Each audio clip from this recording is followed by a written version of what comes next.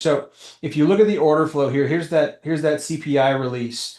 There was no setup here. I could make a case for right here, but at this particular point, we hadn't broken through the bullish above yet, which was at 65. I haven't adjusted these levels, and I didn't adjust them yet until I wanted to show you guys this. So we had this bullish outside candle here. You can make a case for this with the absorption, -600, positive bullish flow, but there was no imbalances on here. And then this one absolutely just ripped right through it. So here, right here is your signal that this is potentially going to be a bullish run up. 26.21 on this candle right here. That's bullish flow breaking through.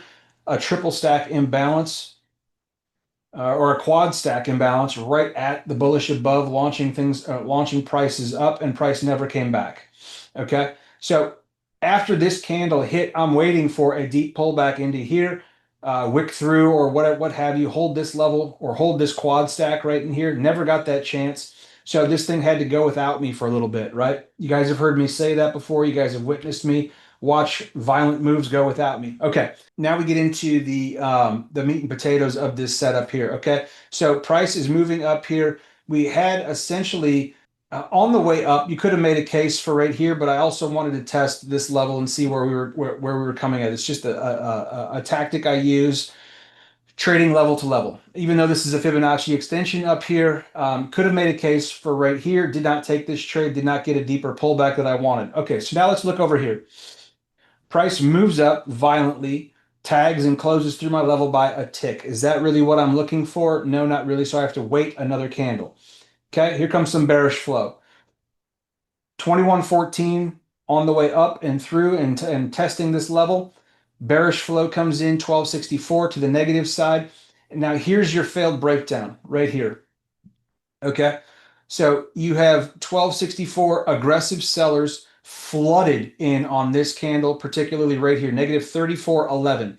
In context, that is one of the most potent candles that you're going to see on the way up here or down.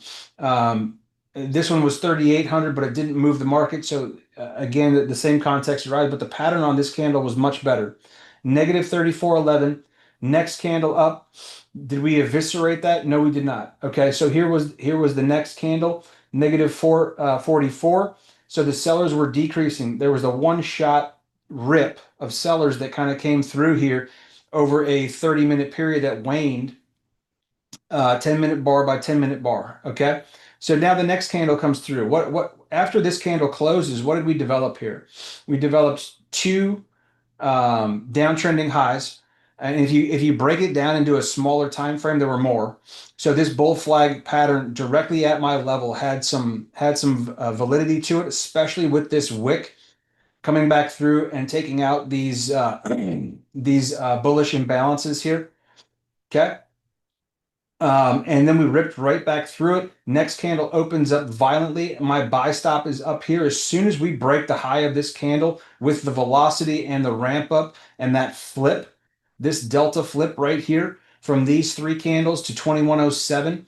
Okay, so if you do the math on this, right, the quick back of the napkin math, right, you've got nearly 6,000 to the downside here, flipping to 2100 for a nice bullish squeeze to the upside.